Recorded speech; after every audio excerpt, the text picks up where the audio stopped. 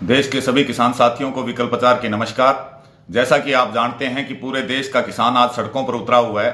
सरकार द्वारा लाए गए 3 काले कानूनों का विरोध कर रहा है, लेकिन सरकार हमारी कोई भी बात सुनने को तैयार नहीं है। जबरदस्ती किसान के लिए बताए जा रहे ये अध्यादेश संसद में बिल के रूप में लाए गए, जबरदस्ती इन्हें पास कराया गया।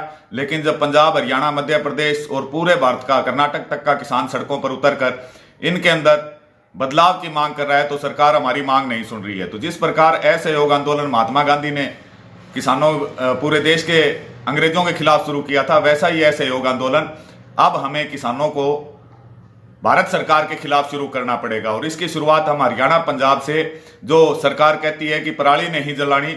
इस बार जितनी भी आपकी फसल के अवशेष हों, धान की फसल के अवशेष हों, पराली तो वो कहते हैं जबकि वो होते हैं धान की फसल के अवशेष, कोई भी किसान साथी उन्हें सरकार के दिशा निर्देशानुसार नहीं मिट्टी में मिलाएगा, उन सभी को जलाने का काम करेगा। क्योंकि ये नेशनल मीडिया के पास जब किसान आंदोलन की आवाज नहीं पहुंच रही है, जब किसानों पर लाठियां बरसाई जा रही है, तो वो किसानों को नहीं दिखा रहा है। तो जब आप फसलों के अवशेष जलाएंगे तो वो ही मीडिया किसान किसान करेगा। तो हमें सरकार के खिलाफ असहयोग आंदोलन की पहली शुरुआत ये करनी है कि इस बार जो धान की फसल है उसके अवशेष आप सभी किसान साथी अपने गांव में एक दिन निश्चित करके उसी दिन पूरे गांव के अवशेष जलाने का काम करें। पूरे भारत में जहां भी धान की फसल होती है, हम सरकार के खिलाफ असहयोग आंदोलन की शुरुआत कर रहे हैं। इसी प्रकार अगला जो सत्र आना है वो शीतकालीन सत्र है, उसमें 3 महीने का समय है। तो उसके लिए सरकार के अंदर भय पैदा करने के लिए कहावत है कि जूत का आगे भूत बाजे।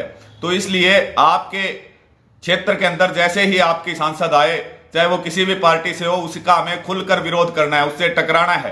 पहले हम कपड़े उतार कर नगर प्रदर्शन करते थे, अब अपने कपड़े नहीं उतारने हैं, अपने सांसदों के कपड़े उतारने हैं, उनके कपड़े फाड़ने हैं कि आपको हमने अपने हितों के लिए चुनकर भेजा था और आपने हमारे हितों को, किसान कौम को संसद के अंदर इन बिलों के पक्ष में वोटिंग करके हमें बेचने का काम किया।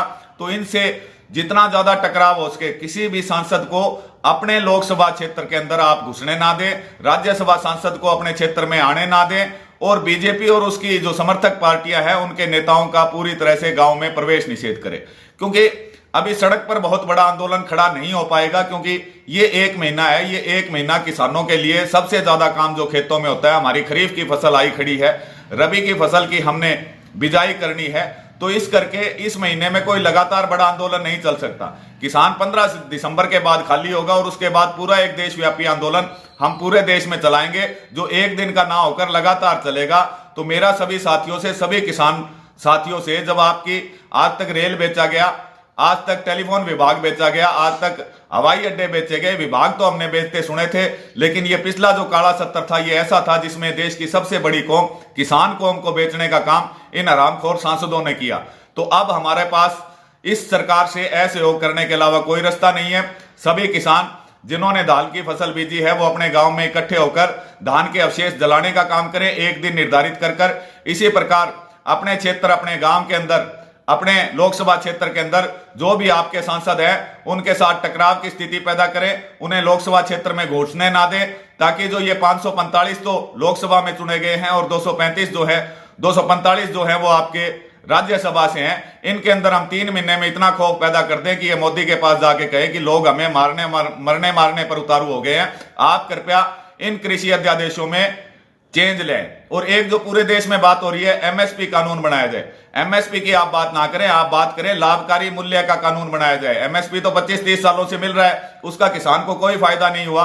स्वामीनाथन रिपोर्ट के हिसाब से हमें लाभकारी मूल्य का कानून बना के दिया जाए कि उस लाभकारी मूल्य के नीचे, चाहे मंडी में चाहे मंडी के बाहर, कोई भी व्यापारी यदि फसल खरीदता है तो उसके ऊपर कानूनी कार्रवाई की जाए और उसे सजा का प्रावधान हो। तो सभी साथी इस वीडियो को अधिक से अधिक शेयर करें। यह सिर्फ और सिर्फ किसानों का चैनल है, डियर किसान है।